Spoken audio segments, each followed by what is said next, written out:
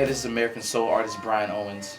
I'm here with Blue Light Radio, hanging out with my guys, and we're gonna be talking about soul music. We're gonna be talking about life. We're gonna be talking about everything that's in between those things, and it's a really cool opportunity to be able to express and talk about the music and talk about the mission of what it is we do. So we want you to stick around. We want you to stay tuned. We want you to stay engaged and get into this experience with us.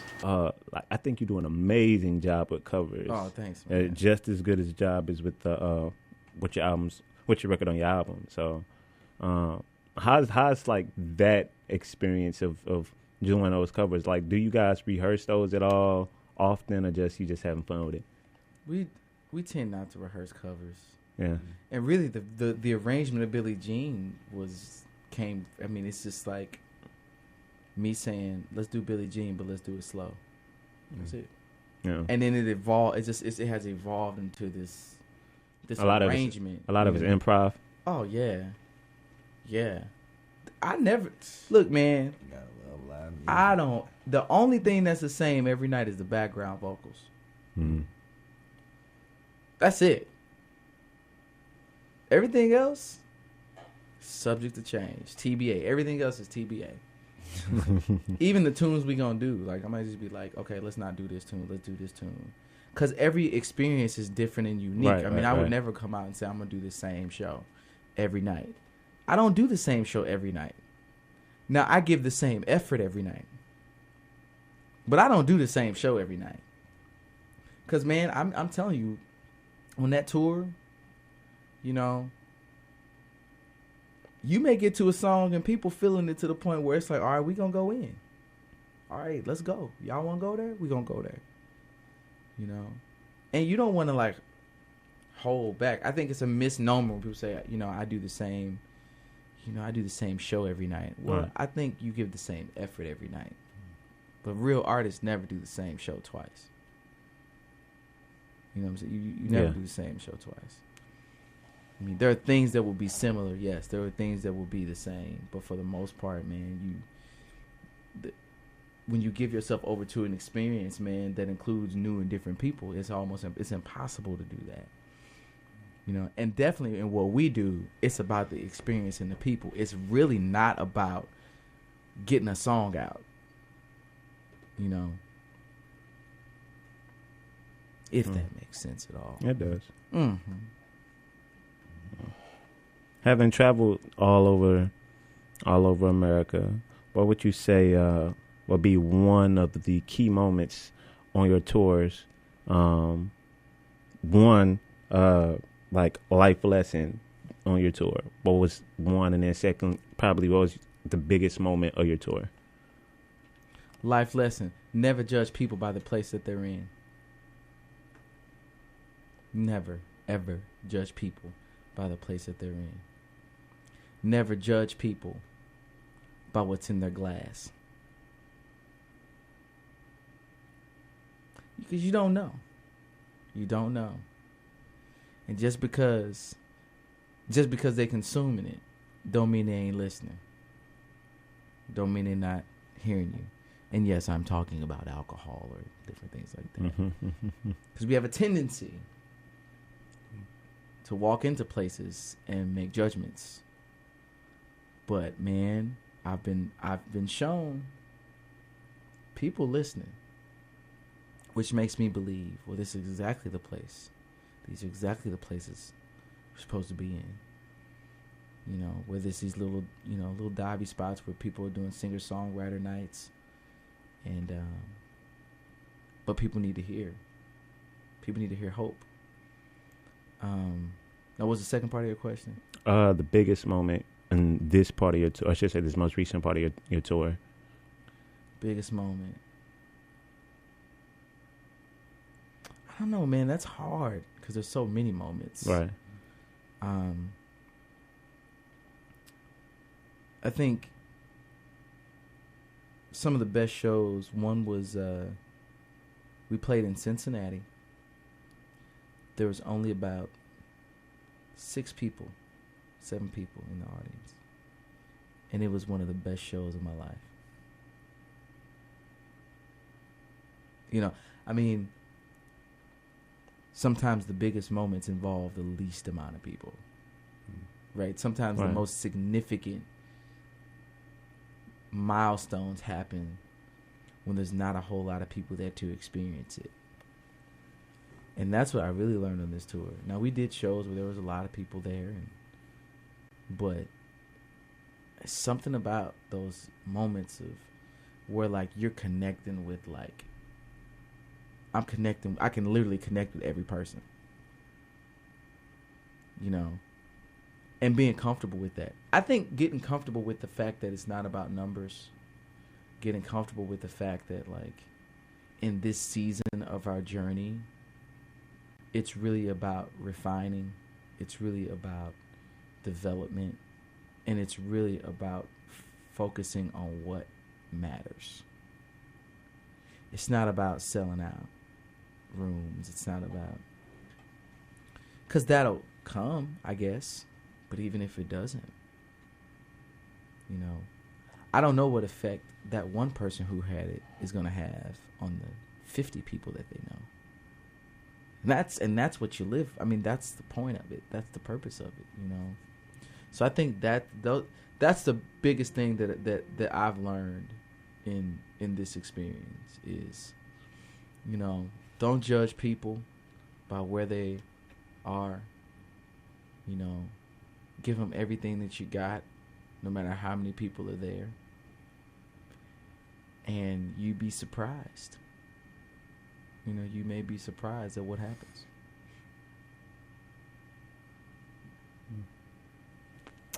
Getting to the military. One, what brand of military were you? Air Force. Air Force. And now I'm Air National Guard. Okay. But I've always been band. Mm-hmm. I've always been a singer. That's all I've ever done in the military. Top 40. You know, in small combos that play top 40 music and jazz and all that kind of stuff. I've always only done that. So, when did you enroll, enlist? I actually enlisted on 9/11. Why? Well, because I was at the point in my life, I was 21 years old. I was in a relationship with someone, and, you know, her job was touring. So I was like, well, I don't mind having a little stability. I wanted to be a recording artist anyway. I got an offer from that band over at Scott Air Force Base. So I was like, I think it'll be a good opportunity. I'll do 4 years, and it'll give me time to go home and focus on things. And so that's what I did. So actually on 9/11, I was supposed to raise my hand. And obviously that didn't happen because we're talking about 2001. All right. September 11, 2001. So, and I mean, it's been a great experience, man. I've gotten to do a lot of cool things, see a lot of cool things, and you know, my deployment being probably one of the coolest, and playing for troops overseas, and it's been a great experience. It's coming to an end.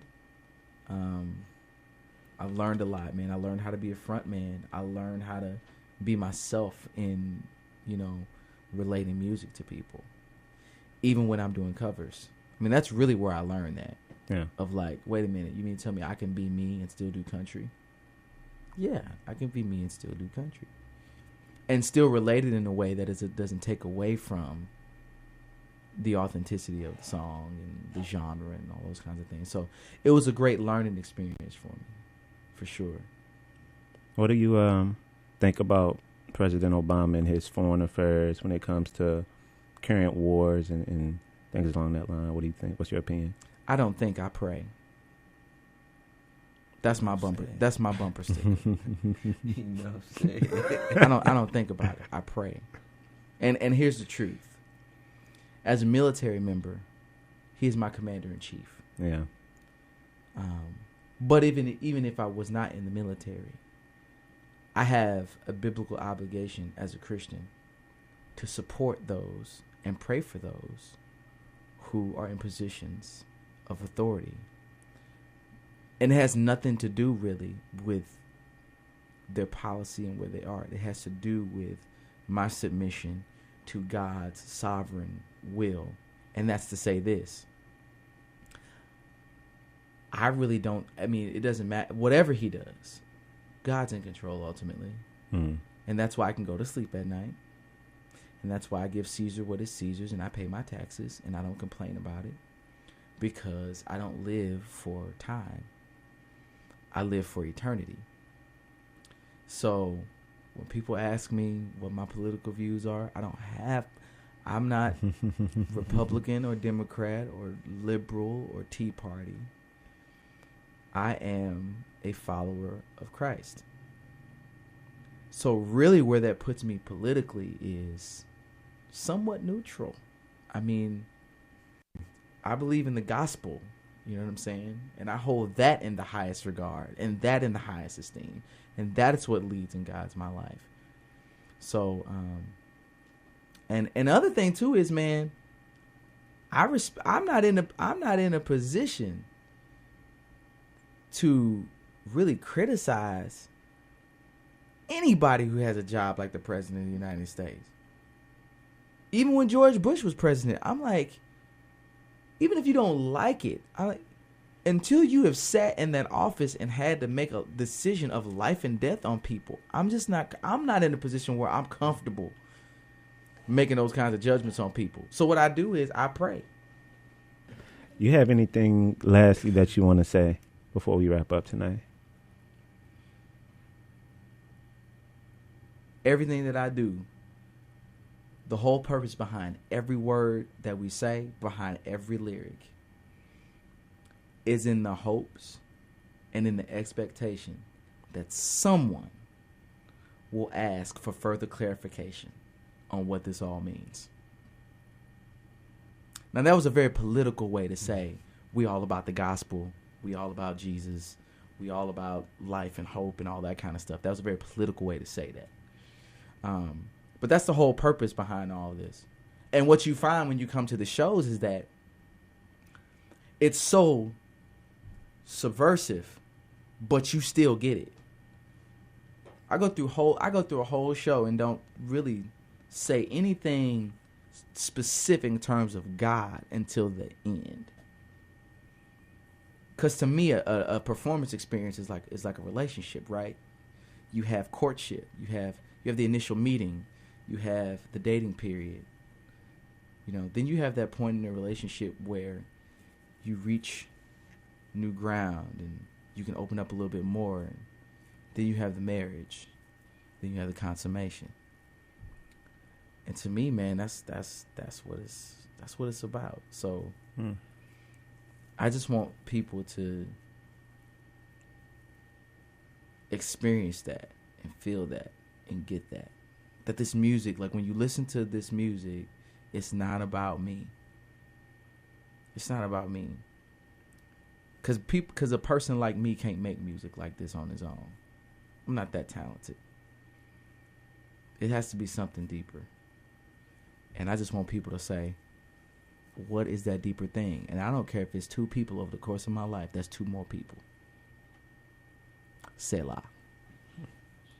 Well, we appreciate you stopping by the station. Man, y'all gonna play 2 morning breaks? You gotta play 2 morning breaks. We will. We got you. That's up next. You gotta play 2 morning breaks, man. It's a single coming to radio. This is the only time I'm doing advertising. I never do advertising. But the single's coming out, and it's a really good song. All right. It's a really good song. Well, we appreciate you stopping by. Thanks for having me, man. Rapping with us. Anytime. You're more than welcome to stay for a bit. So, I'm gonna stay and listen to this song. All right. Jamarco, go ahead and do the honors. To it. 2 morning breaks. Brian Owens. 2 morning breaks and the shadows flee away. To your garden may I come and tend till end of day. How pleasant is your garden and your wonderful delights.